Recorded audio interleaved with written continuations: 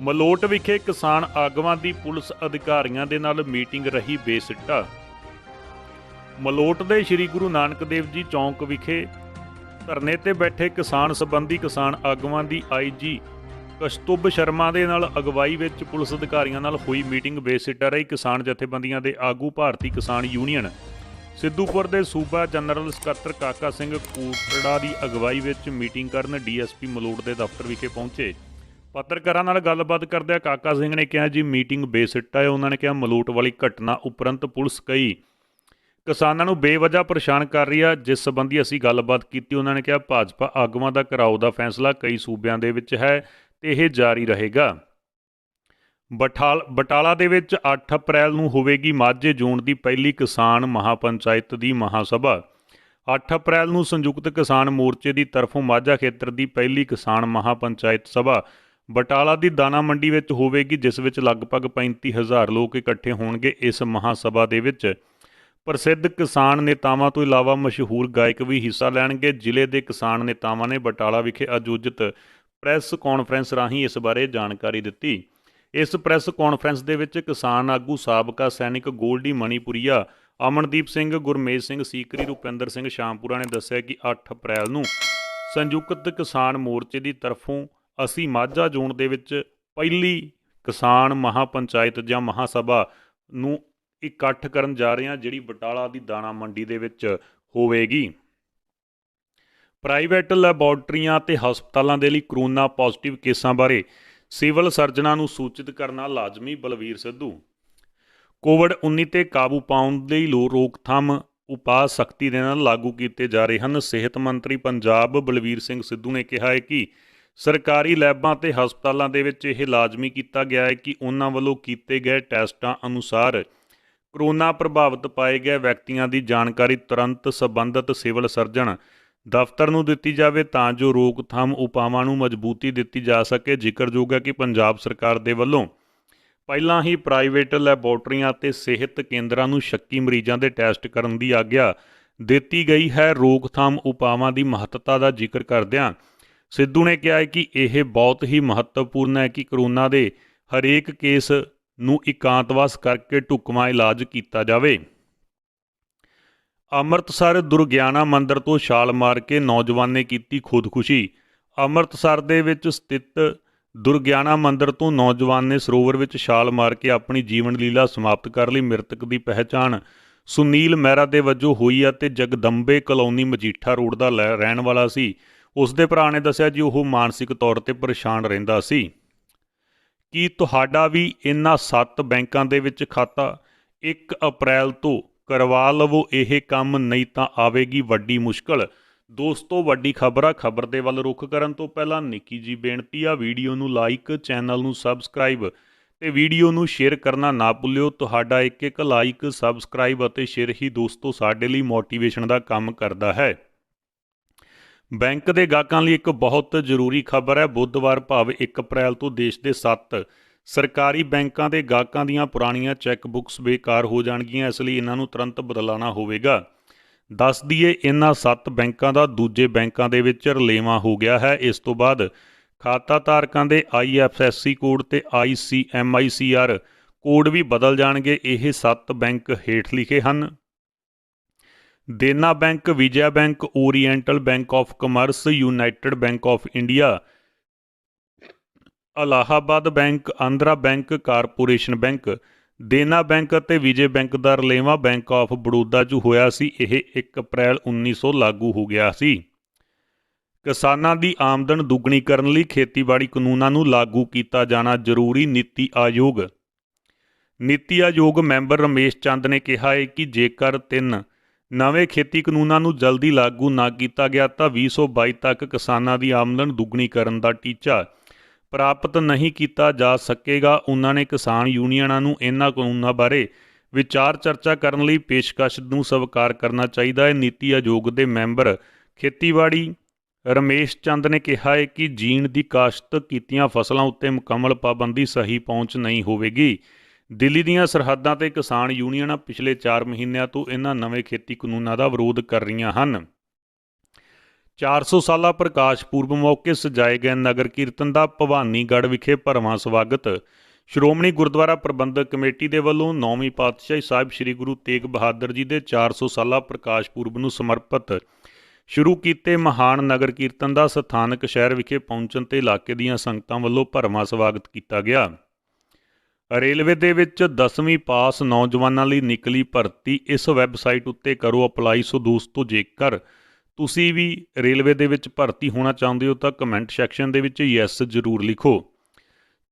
ਜੇਕਰ ਤੁਸੀਂ ਸਰਕਾਰੀ ਨੌਕਰੀ ਦੀ ਤਲਾਸ਼ ਵਿੱਚ ਹੋ ਤਾਂ ਤੁਹਾਡੇ ਲਈ ਖਬਰ ਬਹੁਤ ਇੰਪੋਰਟੈਂਟ ਹੈ।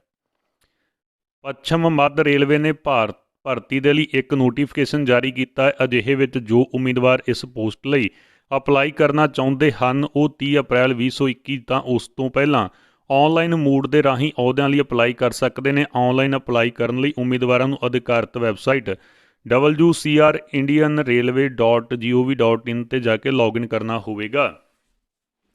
ਆਪਰੇਟਰਸ ਦੇ ਕੁੱਲ 706 ਅਹੁਦਿਆਂ ਦੇ ਲਈ ਨਿਯੁਕਤੀਆਂ ਕੀਤੀਆਂ ਜਾਣਗੀਆਂ। ਉਮੀਦਵਾਰ ਸਿਰਫ ਅਪਲਾਈ ਕਰਦੇ ਹੀ ਇਸ ਵੇਲੇ ਗੱਲ ਦਾ ਧਿਆਨ ਰੱਖਣ ਕਿ ਅਪਲਾਈ ਦੌਰਾਨ ਨੋਟੀਫਿਕੇਸ਼ਨ ਪੂਰੀ ਤਰ੍ਹਾਂ ਪੜ੍ਹ ਲੈਣ, ਕਿਉਂਕਿ ਜੇਕਰ ਅਰਜੀ ਦੇ ਵਿੱਚ ਕੋਈ ਗੜਬੜੀ ਪਾਈ ਗਈ ਤਾਂ ਅਰਜੀ ਖਾਰਜ ਕਰ ਦਿੱਤੀ ਜਾਵੇਗੀ। ਅਪਲਾਈ ਕਰਨ ਦੀ ਸ਼ੁਰੂਆਤ 26 ਅਪ੍ਰੈਲ 2021 ਤੋਂ ਅਤੇ ਆਖਰੀ ਤਰੀਕ ਜਿਹੜੀ 30 ਅਪ੍ਰੈਲ 2021 ਹੈ।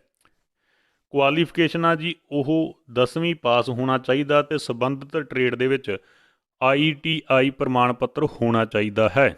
ਉਮਰ 24 ਸਾਲ ਤੋਂ ਘੱਟ ਹੋਣੀ ਚਾਹੀਦੀ ਹੈ ਅਤੇ 170 ਰੁਪਏ ਫੀਸ ਲਈ ਜਾਵੇਗੀ। ਪੰਜਾਬ ਦੀਆਂ ਸੜਕਾਂ ਦੇ ਉੱਪਰ ਦੌੜ ਰਹੇ ਹਨ 15 ਸਾਲ ਪੁਰਾਣੇ 25 ਲੱਖ ਤੋਂ ਵਧੇਰੇ ਵਾਹਨ। ਲੱਗੇਗਾ ਗ੍ਰੀਨ ਟੈਕਸ।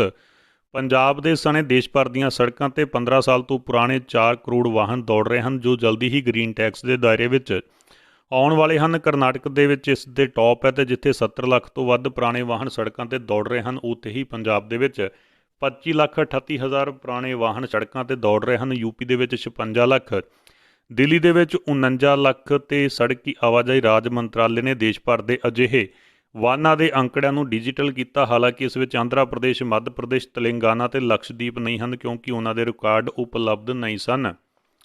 15 ਸਾਲ ਤੋਂ ਵੱਧ ਪੁਰਾਣੇ 4 ਕਰੋੜ ਵਾਹਨਾਂ ਦੇ ਵਿੱਚੋਂ 2 ਕਰੋੜ ਵਾਹਨਾਂ ਤਾਂ 20 ਸਾਲ ਤੋਂ ਵੀ ਜ਼ਿਆਦਾ ਪੁਰਾਣੇ ਹਨ। ਸਰਕਾਰ ਵਾਤਾਵਰਨ ਸੁਰੱਖਿਆ ਤੇ ਪ੍ਰਦੂਸ਼ਣ ਤੇ ਰੋਕ ਦੇ ਲਈ ਅਜਿਹੇ ਪੁਰਾਣੇ ਵਾਹਨਾਂ ਨੂੰ ਜਲਦੀ ਹੀ ਗ੍ਰੀਨ ਟੈਕਸ ਲਾਉਣ ਦੀ ਤਿਆਰੀ ਕਰ ਰਹੀ ਹੈ। ਹਰਵਿੰਦਰ ਸਿੰਘ ਰਿਆੜ ਦੇ ਅਕਾਲ ਚਲਾਣੇ ਦਾ ਖਾਲਸਾ ਪੰਥ ਨੂੰ ਅਸਹਿ ਘਾਟਾ ਪਿਆ ਮਾਣ।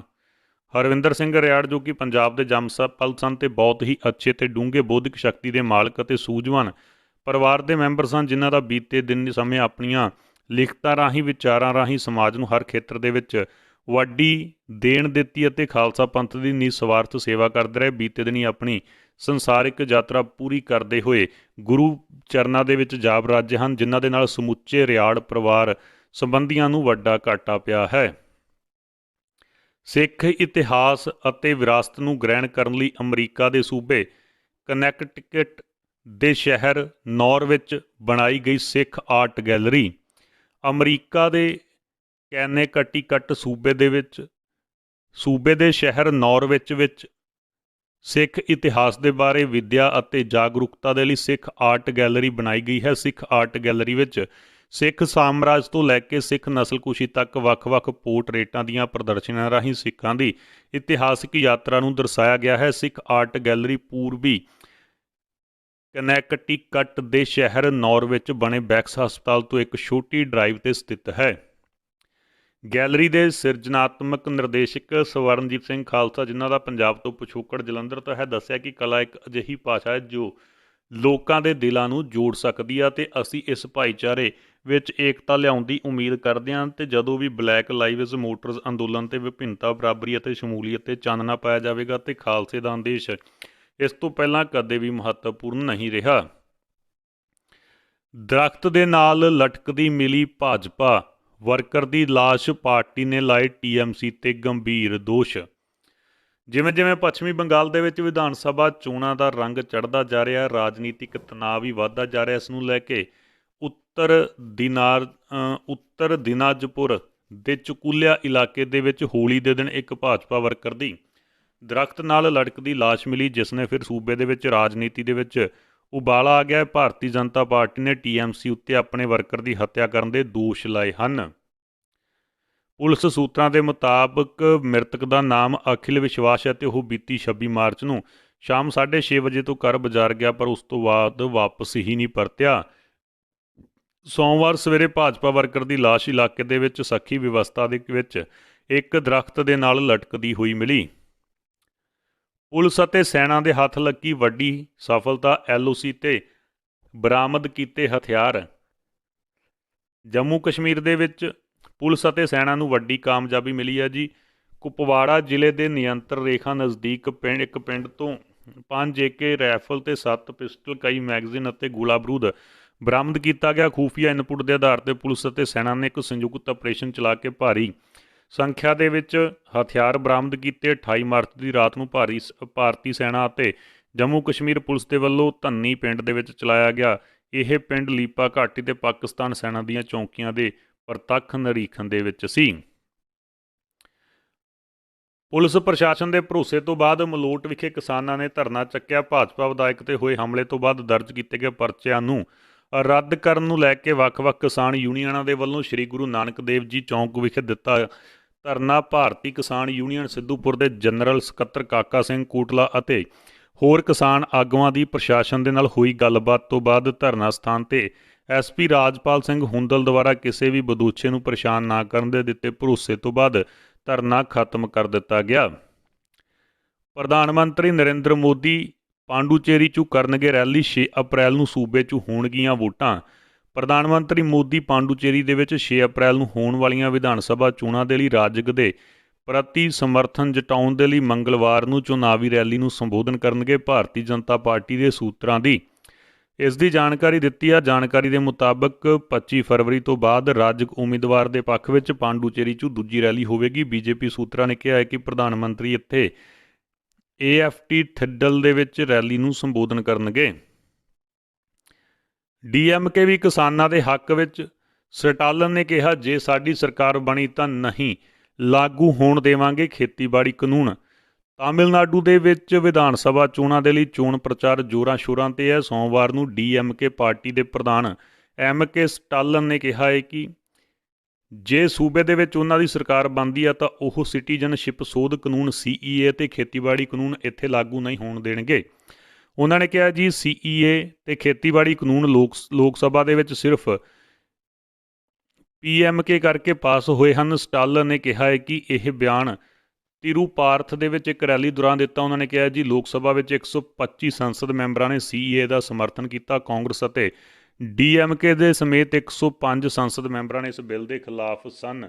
ਜੇਕਰ AIADMK ਅਤੇ PMK ਸੰਸਦ ਮੈਂਬਰਾਂ ਦੇ ਇਸ ਬਿੱਲ ਦੇ ਖਿਲਾਫ ਵੋਟ ਹੁੰਦੀ ਤਾਂ ਇਹ ਕਾਨੂੰਨ ਕਦੇ ਪਾਸ ਨਾ ਹੁੰਦਾ। ਇਸ ਲਈ ਮੈਂ ਖੁੱਲ੍ਹ ਕੇ ਇਹਨਾਂ ਦੇ ਵਿਰੁੱਧ ਦੋਸ਼ੀ ਠਹਿਰਾਉਂਦਾ ਹਾਂ। ਉਹਨਾਂ ਨੇ ਕਿਹਾ ਜੀ ਇਹੀ ਕਾਰਨ ਹੈ ਕਿ ਘੱਟ ਗਿਣਤੀਆਂ ਨੂੰ ਬਹੁਤ ਮੁਸੀਬਤਾਂ ਦਾ ਸਾਹਮਣਾ ਕਰਨਾ ਪੈ ਰਿਹਾ। ਟਰੂਡੋ ਨੇ ਦਿੱਤੀ ਹੋਲੀ ਦੀ ਵਧਾਈ। ਕੈਨੇਡਾ ਦੇ ਵਿੱਚ ਹਿੰਦੂਆਂ ਦੇ ਯੋਗਦਾਨ ਦੀ ਕੀਤੀ ਸ਼ਲਾਘਾ। ਕੈਨੇਡਾ ਦੇ ਪ੍ਰਧਾਨ ਮੰਤਰੀ ਜਸਟਿਨ ਟਰੂਡੋ ਨੇ ਐਤਵਾਰ ਨੂੰ ਰੰਗਾਂ ਦੇ ਤਿਉਹਾਰ ਹੋਲੀ ਦੇ ਮੌਕੇ ਦੁਨੀਆ ਭਰ ਦੇ ਵਿੱਚ ਵਸਦੇ ਹਿੰਦੂ ਭਾਈਚਾਰੇ ਨੂੰ ਸ਼ੁਭ ਕਾਮਨਾਵਾਂ ਦਿੱਤੀਆਂ। ਟਰੂਡੋ ਨੇ ਇੱਕ ਬਿਆਨ ਜਾਰੀ ਕਰਕੇ ਕਿਹਾ ਹੈ ਕਿ ਲੋਕਾਂ ਦੇ ਇਸ ਵਿਸ਼ੇਸ਼ ਦਿਨ ਨੂੰ ਮਨਾਉਣ ਦੇ ਵਿਕਲਪ ਤਰੀਕੇ ਲੱਭਣਗੇ ਕਿਉਂਕਿ ਕਰੋਨਾ ਵਾਇਰਸ ਲਾਗ ਬਿਮਾਰੀ ਨਾਲ ਲੜੀ ਜਾ ਰਹੀ ਹੈ ਲੜਾਈ। ਤੇ ਟਰੂਡੋ ਨੇ ਕਿਹਾ ਜੀ ਇਹ ਨਵੀਂ ਸ਼ੁਰੂਆਤ ਦਾ ਜਸ਼ਨ ਮਨਾਉਣਾ, ਸਬੰਧਾਂ ਦਾ ਨਵੀਨੀਕਰਨ ਕਰਨਾ ਤੇ ਉਹਨਾਂ ਨੂੰ ਹੋਰ ਮਜ਼ਬੂਤ ਕਰਨ ਦਾ ਸਮਾਂ ਹੈ ਤੇ ਇਸ ਦੇ ਨਾਲ ਹੀ ਆਸ਼ਾਵਾਦੀ ਬਣਨ ਦੇ ਨਾਲ ਖੁਸ਼ੀ ਅਗਲੇ ਸਾਲ ਦੀ ਉਡੀਕ ਕਰਨੀ ਹੈ। ਸ਼੍ਰੋਮਣੀ ਕਮੇਟੀ ਨੇ ਹਰਿਆਣਾ ਦੇ ਪਾਕਿਸਤਾਨ ਜਾਣ ਵਾਲੇ ਸ਼ਰਧਾਲੂਆਂ ਦੀ ਵੱਡੀ ਗਿਣਤੀ ਦੇ ਵਿੱਚ ਸ਼ਰਧਾਲੂਆਂ ਦੀ ਸਹੂਲਤ ਲਈ ਕੀਤਾ ਵੱਡਾ ਐਲਾਨ। ਸ਼੍ਰੋਮਣੀ ਗੁਰਦੁਆਰਾ ਪ੍ਰਬੰਧਕ ਕਮੇਟੀ ਦੇ ਵੱਲੋਂ ਪਾਕਿਸਤਾਨ ਦੇ ਗੁਰੂ ਧਾਮਾਂ ਦੀ ਯਾਤਰਾ ਤੇ ਜਾਣ ਵਾਲੇ ਹਰਿਆਣਾ ਦੇ ਸ਼ਰਧਾਲੂਆਂ ਲਈ ਵੱਡਾ ਐਲਾਨ ਕੀਤਾ ਗਿਆ। ਹਰਿਆਣਾ ਦੇ ਸਿੱਖ ਸ਼ਰਧਾਲੂ ਪਾਕਿਸਤਾਨ ਜਾਣ ਵਾਲੇ ਜਥੇ ਵਿੱਚ ਸ਼ਾਮਲ ਹੋਣ ਦੇ ਲਈ ਆਪਣੇ ਪਾਸਪੋਰਟ ਸ਼੍ਰੋਮਣੀ ਕਮੇਟੀ ਦੇ ਹਰਿਆਣਾ ਸਥਿਤ ਉਪ ਦਫ਼ਤਰ ਕੁਰੂਕਸ਼ੇਤਰ ਦੇ ਵਿੱਚ ਜਮ੍ਹਾਂ ਕਰਵਾ ਦੇਣ, ਜਿੱਥੋਂ ਵੀਜ਼ਾ ਸੰਬੰਧੀ ਅਗਲੀ ਕਾਰਵਾਈ ਕੀਤੀ ਜਾਵੇਗੀ। ਕਮੇਟੀ ਦੀ ਪ੍ਰਧਾਨ ਬੀਬੀ ਜਗੀਰ ਕੌਰ ਨੇ ਦੱਸਿਆ ਕਿ ਪਾਕਿਸਤਾਨ ਦੇ ਗੁਰੂ ਧਾਮਾਂ ਦੇ ਲਈ ਹਰ ਸਾਲ 4 ਜਥੇ ਭੇਜੇ ਜਾਂਦੇ ਹਨ, ਜਿਨ੍ਹਾਂ ਵਿੱਚ ਪੰਜਾਬ ਦੇ ਸ਼ਰਧਾਲੂਆਂ ਲਈ ਸ਼੍ਰੋਮਣੀ ਕਮੇਟੀ ਮੁੱਖ ਦਫ਼ਤਰ ਵਿਖੇ ਵੀਜ਼ਾ ਪ੍ਰਕਿਰਿਆ ਦੀ ਸਹੂਲਤ ਦਿੱਤੀ ਜਾਂਦੀ ਹੈ ਤੇ ਹਰਿਆਣਾ ਦੇ ਸ਼ਰਧਾਲੂਆਂ ਲਈ ਵੱਖਰਾ ਕੋਟਾ ਹੋਣ ਕਰਕੇ ਉਹ ਖੁਦ ਵੀਜ਼ਾ ਪ੍ਰਕਿਰਿਆ ਪੂਰੀ ਕਰਦੇ ਹਨ। ਆਖਰ ਕਰੋਨਾ ਵਾਇਰਸ ਦਾ ਸੱਚ ਆਇਆ ਸਾਹਮਣੇ। WHO ਨੇ ਚੀਨ ਦੀ ਰਿਪੋਰਟ ਦੇ ਵਿੱਚ ਵੱਡਾ ਖੁਲਾਸਾ। WHO ਨੇ ਚੀਨ ਦੇ ਸਾਂਝੇ ਅਧਿਐਨ ਦੇ ਵਿੱਚ ਕਿਹਾ ਹੈ ਕਿ ਵਾਇਰਸ ਦੇ ਚਮਗਿੱਦੜਾਂ ਤੋਂ ਕਿਸੇ ਦੂਸਰੇ ਜਾਨਵਰ ਰਾਹੀਂ ਮਨੁੱਖਾਂ ਦੇ ਵਿੱਚ ਫੈਲਣ ਦਾ ਖਦਸ਼ਾ ਤੇ ਇਸ ਦੇ ਲੈਬ ਰਾਹੀਂ ਫੈਲਣ ਦਾ ਖਦਸ਼ਾ ਬਹੁਤ ਘੱਟ ਹੈ। ਖਬਰ ਏਜੰਸੀ ਐਸੋਸੀਏਟਡ ਪ੍ਰੈਸ ਦੇ ਰਿਪੋਰਟ ਦੇ ਹਵਾਲੇ ਨਾਲ ਜਾਣਕਾਰੀ ਦਿੱਤੀ ਆ। ਅਜਿਹੀ ਰਿਪੋਰਟ ਦੀ ਆਸ ਕੀਤੀ ਜਾ ਰਹੀ ਹੈ ਕਿ ਰਿਪੋਰਟ ਦੇ ਵਿੱਚ ਹਾਲੇ ਵੀ ਕਈ ਸਵਾਲਾਂ ਦੇ ਜਵਾਬ ਨਹੀਂ ਮਿਲੇ। ਇਸ ਟੀਮ ਨੇ ਲੈਬ ਤੋਂ ਵਾਇਰਸ ਦੇ ਲੀਕ ਹੋਣ ਦੀ ਕਲਪਨਾ ਛੱਡ ਕੇ ਰਿਸਰਚ ਕਰਨ ਦਾ ਪ੍ਰਸਤਾਵ ਦਿੱਤਾ ਹੈ। ਗੌਰਤਲਬ ਹੈ ਕਿ ਰਿਪੋਰਟ ਦੇ ਜਾਰੀ ਹੋਣ ਦੀ ਦੇਰੀ ਕੀਤੀ ਜਾ ਰਹੀ ਹੈ ਤੇ ਇਸ ਤੋਂ ਸਵਾਲ ਉੱਠ ਰਹੇ ਹਨ ਕਿ ਚੀਨੀ ਪੱਖ ਮਹਾਮਾਰੀ ਫੈਲਾਉਣ ਦੇ ਦੋਸ਼ ਤੋਂ ਚੀਨ ਨੂੰ ਬਚਾਉਣ ਦੇ ਲਈ ਨਤੀਜਿਆਂ ਨੂੰ ਬਦਲਣ ਦੀ ਕੋਸ਼ਿਸ਼ ਕਰ ਰਿਹਾ ਹੈ। ਤਾਨਾਸ਼ਾਹੀ ਭਾਰਤ ਬੰਦ ਦੌਰਾਨ ਹਾਈਵੇ ਜਾਮ ਕਰਨ ਵਾਲੇ ਕਿਸਾਨਾਂ ਦੇ ਖਿਲਾਫ ਹੋਈ ਦਰਜ FIR। 26 ਮਾਰਚ ਨੂੰ ਖੇਤੀਬਾੜੀ ਕਾਨੂੰਨਾਂ ਖਿਲਾਫ ਅੰਦੋਲਨ ਕਰ ਰਹੇ ਕਿਸਾਨਾਂ ਨੇ ਭਾਰਤ ਬੰਦ ਦਾ ਐਲਾਨ ਕੀਤਾ ਸੀ। ਇਸ ਸਮੇਂ ਦੌਰਾਨ ਪਲਵਲ ਵਿੱਚ ਕਿਸਾਨਾਂ ਨੇ ਨੈਸ਼ਨਲ ਹਾਈਵੇ 19 ਨੂੰ ਜਾਮ ਕਰ ਦਿੱਤਾ ਸੀ। ਹੁਣ ਪਲਵਲ ਪੁਲਿਸ ਨੇ ਇਸ ਮਾਮਲੇ ਵਿੱਚ ਨਾਮਜ਼ਦ 16 ਅਤੇ 450 ਤੋਂ 500 ਦੇ ਕਿਸਾਨ ਦੇ ਖਿਲਾਫ FIR ਦਰਜ ਕਰ ਦਿੱਤੀ। ਇਸ ਮਾਮਲੇ ਵਿੱਚ ਅਜੇ ਤੱਕ ਕੋਈ ਗ੍ਰਿਫਤਾਰੀ ਨਹੀਂ ਹੋਈ। ਸੰਯੁਕਤ ਕਿਸਾਨ ਮੋਰਚੇ ਦੇ ਸੱਦੇ ਤੇ ਕਿਸਾਨ ਆਗੂਆਂ ਨੇ ਨੈਸ਼ਨਲ ਹਾਈਵੇ ਨੂੰ 4 ਘੰਟੇ ਲਈ ਜਾਮ ਕੀਤਾ ਸੀ। ਪੁਲਿਸ ਨੇ ਹੁਣ ਰਾਸ਼ਟਰੀ ਰਾਜ ਨੂੰ 4 ਘੰਟੇ ਜਾਮ ਕਰਨ ਦੇ ਦੋਸ਼ ਵਿੱਚ ਕੁਝ ਕਿਸਾਨ ਨੇਤਾਵਾਂ ਅਤੇ ਕੁਝ ਹੋਰ ਲੋਕਾਂ ਦੇ ਖਿਲਾਫ ਨੈਸ਼ਨਲ ਹਾਈਵੇ ਐਕਟ 8B 148 149 186 88 283 ਤੇ 353 ਦੀ IPC ਤਹਿਤ ਕੇਸ ਦਰਜ ਕਰਤਾ ਹੈ। ਥਾਣਾ ਇੰਚਾਰਜ ਨੇ ਕਿਹਾ ਕਿ ਕਿਸਾਨਾਂ ਦੇ ਵੱਲੋਂ ਟਰੈਕਟਰ ਟਰਾਲੀ ਲਾ ਕੇ ਹਾਈਵੇ ਜਾਮ ਕੀਤੇ ਜਾਣ ਕਾਰਨ ਕਈ ਵਾਹਨ ਫਸ ਗਏ। ਯਾਤਰੀਆਂ ਨੂੰ ਆਵਾਜਾਈ ਦੀਆਂ ਦਿੱਕਤਾਂ ਦਾ ਸਾਹਮਣਾ ਕਰਨਾ ਪਿਆ। ਫੌਜ ਦੀਆਂ ਗੱਡੀਆਂ ਤੇ ਐਂਬੂਲੈਂਸਾਂ ਵੀ ਫਸੀਆਂ ਰਹੀਆਂ। ਸਰਕਾਰ ਦਾ ਰਵੱਈਆ ਬਿਲਕੁਲ ਤਾਨਾਸ਼ਾਹੀ ਆ। ਕਿਸਾਨ ਆਗੂਆਂ ਨੇ ਵੀ ਵੱਡਾ ਦਾਅਵਾ ਕੀਤਾ। ਇਕਵਾਡੋਰ ਦੇ ਰਾਜਦੂਤ ਹੈਕਟੇਰ ਕੋਵਾਖਾਮੋਕੇ ਅੱਜ ਸੱਚਖੰਡ ਸ੍ਰੀ ਹਰਿਮੰਦਰ ਸਾਹਿਬ ਦੇ ਵਿਖੇ ਹੋਏ ਨਤਮਸਤਕ। ਇਕਵਾਡੋਰ ਦੇ ਭਾਰਤ ਵਿੱਚ ਰਾਜਦੂਤ ਹੈਕਟਰ ਕੋਏਵਾ ਖਾਮੋਕੇ ਅੱਜ ਸੱਚਖੰਡ ਸ੍ਰੀ ਹਰਿਮੰਦਰ ਸਾਹਿਬ ਵਿਖੇ ਨਤਮਸਤਕ ਹੋ ਕੇ ਆਪਣੀ ਸ਼ਰਧਾ ਦਾ ਪ੍ਰਗਟਾਵਾ ਕੀਤਾ। ਉਹਨਾਂ ਦੇ ਨਾਲ ਉਹਨਾਂ ਦੀ ਪਤਨੀ Shrimati Toya, Indian of chamber of international business ਦੇ ਪ੍ਰੈਜ਼ੀਡੈਂਟ ਮਨਪ੍ਰੀਤ ਸਿੰਘ ਨਾਗੀ, ਪੰਜਾਬ ਕਨਵੀਨਰ ਇਕਬਾਲਜੀਤ ਸਿੰਘ ਢਿੱਲੋਂ ਵੀ ਮੌਜੂਦ ਸਨ। ਉਹਨਾਂ ਨੇ ਗੁਰਬਾਣੀ ਦਾ ਕੀਰਤਨ ਸੁਣਿਆ ਤੇ ਸ਼੍ਰੀ ਦਰਬਾਰ ਸਾਹਿਬ ਸਮੂਹ ਦੇ ਵਿੱਚ ਸਥਿਤ ਅਸਥਾਨਾਂ ਦੇ ਬਾਰੇ ਜਾਣਕਾਰੀ ਹਾਸਲ ਕੀਤੀ ਤੇ ਬੀਬੀ ਜਗੀਰ ਕੌਰ ਦੇ ਨਾਲ ਗੱਲਬਾਤ ਵੀ ਕੀਤੀ। NCP ਮੁਖੀ ਸ਼ਰਦ ਪਵਾਰ ਦੀ ਵਿਗੜੀ ਸਿਹਤ, ਮੁੰਬਈ ਦੇ ਬਰੀਚ ਕੈਂਡੀ ਹਸਪਤਾਲ ਦੇ ਵਿੱਚ ਦਾਖਲ। NPC ਮੁਖੀ ਸ਼ਰਦ ਪਵਾਰ ਦੀ ਅਚਾਨਕ ਸਿਹਤ ਵਿਗੜਨ ਤੇ ਉਹਨਾਂ ਨੂੰ ਹਸਪਤਾਲ ਦੇ ਵਿੱਚ ਲਿਆਂਦਾ ਗਿਆ ਹੈ। NPC ਨੇਤਾ ਨਾਵਬ ਮਲਿਕ ਦੇ ਮੁਤਾਬਕ ਸ਼ਰਦ ਪਵਾਰ ਦੇ ਪੇਟ ਵਿੱਚ ਬਹੁਤ ਜ਼ਿਆਦਾ ਦਰਦ ਹੋਇਆ, ਜਿਸ ਦੀ ਵਜ੍ਹਾ ਨਾਲ ਮੁੰਬਈ ਦੇ ਸਥਿਤ ਬਰੀਚ ਕੈਂਡੀ ਹਸਪਤਾਲ ਵਿੱਚ ਚੈੱਕਅਪ ਤੋਂ ਬਾਅਦ ਪਤਾ ਚੱਲਿਆ ਕਿ ਉਹਨਾਂ ਦੇ ਗਾਲ ਬਲੇਡਰ ਦੇ ਵਿੱਚ ਸਮੱਸਿਆ ਹੈ। NPC ਨੇਤਾ ਨਵਾਬ ਮਲਿਕ ਨੇ ਦੱਸਿਆ ਕਿ ਉਹਨਾਂ ਦੀ 31 ਮਾਰਚ 2021 ਨੂੰ ਐਂਡੋਸਕਾਪੀ ਦੀ ਸਰਜਰੀ ਕੀਤੀ ਜਾਵੇਗੀ, ਜਿਸ ਨੂੰ ਦੇਖਦੇ ਹੋਏ ਆਉਣ ਵਾਲੇ ਪ੍ਰੋਗਰਾਮਾਂ ਨੂੰ ਰੱਦ ਕਰ ਦਿੱਤਾ ਹੈ। ਤੇ ਮਲਿਕ ਨੇ ਦੱਸਿਆ ਕਿ ਡਾਕਟਰਾਂ ਨੇ ਪਵਾਰ ਨੂੰ ਖੂਨ ਪਤਲਾ ਕਰਨ ਵਾਲੀਆਂ ਦਵਾਈਆਂ ਲੈਣ ਤੋਂ ਮਨਾ ਕਰ ਦਿੱਤਾ ਹੈ। ਬਰਨਾਲਾ ਵਿੱਚ 16 ਲੱਖ ਦੀ ਡਰੱਗ ਮਨੀ ਅਤੇ 11,500 ਨਸ਼ੀਲੀਆਂ ਗੋਲੀਆਂ ਸਮੇਤ 2 ਗ੍ਰਿਫਤਾਰ। ਪੰਜਾਬ ਦੇ ਬਰਨਾਲਾ ਦੀ ਪੁਲਿਸ ਨੇ ਨਸ਼ੇ ਦੇ ਖਿਲਾਫ ਸਖਤੀ ਕਰਦੇ ਹੋਏ ਵੱਡੀ ਸਫਲਤਾ ਹਾਸਲ ਕੀਤੀ ਹੈ। ਲੱਖਾਂ ਦੀ ਡਰੱਗ ਮਨੀ ਸਮੇਤ ਵੱਡੀ ਮਾਤਰਾ ਵਿੱਚ ਨਸ਼ੀਲੀਆਂ ਗੋਲੀਆਂ ਸਣੇ 2 ਮੁਲਜ਼ਮਾਂ ਨੂੰ ਗ੍ਰਿਫਤਾਰ ਕੀਤਾ। ਪੁਲਿਸ ਮੁਲਜ਼ਮ ਖਿਲਾਫ ਮਾਮਲਾ ਵੀ ਦਰਜ ਕਰ ਲਿਆ ਗਿਆ। ਭਾਰਤ ਵਿੱਚ ਕਰੋਨਾ ਵਾਇਰਸ ਦੇ ਨਵੇਂ ਕੇਸਾਂ 'ਚੋਂ 84% ਕੇਸ 8 ਸੂਬਿਆਂ ਦੇ ਵਿੱਚੋਂ ਮਹਾਰਾਸ਼ਟਰ, ਕਰਨਾਟਕ ਅਤੇ ਪੰਜਾਬ ਦੇ ਸਮੇਤ 8 ਸੂਬਿਆਂ ਦੇ ਵਿੱਚੋਂ ਕੋਵਿਡ-19 ਦੇ ਕੇਸਾਂ ਦਾ ਵਾਧਾ ਵੇਖਣ ਨੂੰ ਮਿਲ ਰਿਹਾ। ਪਿਛਲੇ 1 ਦਿਨਾਂ ਤੋਂ ਦੇਸ਼ ਦੇ ਵਿੱਚ ਸਾਹਮਣੇ ਆਏ ਵਾਇਰਸ ਦੇ 68,020 ਕੇਸਾਂ ਦੇ ਵਿੱਚੋਂ 84.5% ਕੇਸ ਇਨ੍ਹਾਂ ਸੂਬਿਆਂ ਦੇ ਵਿੱਚੋਂ ਹਨ। ਭਾਰਤ ਵਿੱਚ 6 ਕਰੋੜ ਤੋਂ ਵੱਧ ਟੀਕਾਕਰਨ ਕੀਤਾ ਜਾ ਚੁੱਕਾ ਹੈ। ਸੋ ਕਰਨਾਟਕ, ਪੰਜਾਬ, ਮੱਧ ਪ੍ਰਦੇਸ਼, ਗੁਜਰਾਤ, ਕੇਰਲ, ਤਾਮਿਲਨਾਡੂ ਅਤੇ ਛੱਤੀਸਗੜ੍ਹ ਦੇ ਵਿੱਚ ਨਵੇਂ ਮਾਮਲੇ ਲਗਾਤਾਰ ਸਾਹਮਣੇ ਆ ਰਹੇ ਹਨ। ਦੇਸ਼ ਦੇ ਕਈ ਸੂਬਿਆਂ ਦੇ ਵਿੱਚ ਬੀਅਰ ਦੀ ਵਿਕਰੀ 'ਚ ਬੰਪਰ ਉਛਾਲ। ਬੀਅਰ ਇੰਡਸਟਰੀ ਲਈ ਰਾਹਤ ਭਰੀ ਖਬਰ ਆ ਜੀ। ਬੀਅਰ ਦੀ ਵਿਕਰੀ ਵਿੱਚ ਹੁਣ ਤੇਜ਼ੀ ਹੋ ਰਹੀ ਆ।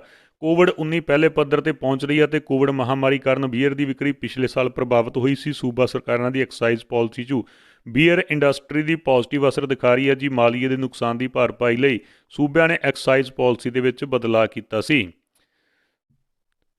ਦੋਸਤੋ, ਅਗਲੀ ਵੱਡੀ ਖਬਰ ਤੁਹਾਡੇ ਨਾਲ ਸਾਂਝੀ ਕਰ ਰਹੇ ਹਾਂ ਜੀ। ਵੱਡੀ ਤਿਆਰੀ ਦੇ ਵਿੱਚ ਭਾਰਤ ਨਾਲ ਆ ਰਹੀ ਟੈਸਲਾ ਸਾਲ ਦੇ ਅਖੀਰ ਤੱਕ ਦੇਸ਼ ਦੇ ਵਿੱਚ ਉਤਾਰੇਗੀ 7 ਇਲੈਕਟ੍ਰੀਕਲ ਕਾਰਾਂ ਉਤਾਰੇਗੀ, ਜਿਨ੍ਹਾਂ ਦੇ ਐਂਟਰੀ ਲੈਵਲ ਮਾਡਲ ਦੀ ਕੀਮਤ 60 ਲੱਖ ਰੁਪਏ ਹੋਵੇਗੀ। ਐਲਨ ਮਸਕ ਦੀ ਕੰਪਨੀ ਟੈਸਲਾ ਵੱਡੀ ਤਿਆਰੀ ਨਾਲ ਭਾਰਤ ਦੇ ਵਿੱਚ ਆ ਰਹੀ ਹੈ ਤੇ ਕੰਪਨੀ ਦਾ ਇਰਾਦਾ ਨਿੱਜੀ ਅਤੇ ਜਨਤਕ ਟਰਾਂਸਪੋਰਟ ਖੇਤਰ ਦੇ ਵਿੱਚ ਕ੍ਰਾਂਤੀਕਾਰੀ ਬਦਲਾਅ ਲੈ ਕੇ ਆਉਣਾ ਹੈ। ਇਸ ਦੇ ਨਾਲ ਹੀ ਟੈਸਲਾ ਦੀ ਨਜ਼ਰ ਭਾਰਤ ਵਿੱਚ ਸਸਤੀਆਂ ਇਲੈਕਟ੍ਰਿਕ ਵਾਲਾ ਬਾਈਕ ਅਤੇ ਆਟੋ ਮਾਰਕੀਟ ਤੇ ਹੈ। ਫਾਜ਼ਿਲਕਾ ਦੇ ਵਿੱਚ ਸ਼ਰਾਬ ਫੈਕਟਰੀ ਮਾਮਲਾ, ਅੰਦੋਲਨਕਾਰੀ ਲੋਕਾਂ ਨੇ ਜਿੱਤ ਦੇ ਭਰੋਸੇ ਚੁੱਕਿਆ ਧਰਨਾ ਤੇ ਕੱਟੜ ਫੈਨਸ ਦੀ ਗਿਣਤੀ ਦੇ ਵਿੱਚ ਸਭ ਤੋਂ ਮੂਹਰੀ ਬੱਬੂ ਮਾਨ ਅਜਿਹਾ ਰਿਹਾ ਉਹਨਾਂ ਦਾ ਹੁਣ ਤੱਕ ਦਾ ਸਫਲ। ਸੋ ਉਹਨਾਂ ਦੇ ਕੱਟੜ ਫੈਨ ਜਿਹੜੀ ਬਹੁਤ ਵੱਡੀ ਗਿਣਤੀ ਦੇ ਵਿੱਚ ਹਨ।